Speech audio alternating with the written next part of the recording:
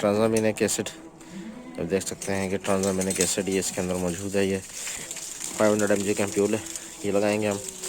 इसके साथ हम नए आने वाले दोस्तों से गुजारिश है कि वेटनरी प्लानेट को सब्सक्राइब करें और बेल आइकन पे भी क्लिक करें और ऑल पे क्लिक करें ताकि आपको तमाम नई वीडियोस की अपडेट भी मिलती रहे।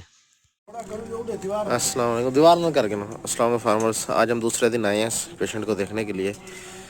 तो ये आप देख सकते हैं कि ये जो ब्लैक कलर का जो ब्लड आ रहा है ये रुका हुआ है, और इसके बाद इसने आज ये सिर्फ फ्रेश मारा है, और इतना ही इसने सुबह के वक्त मारा था।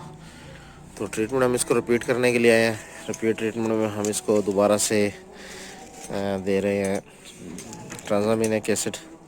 अब देख सकते हैं कि ट्रांजामिनिक एसिड ये इसके अंदर मौजूद है। ये 500 mg का एम्प्यूल है, ये लगाएंगे हम।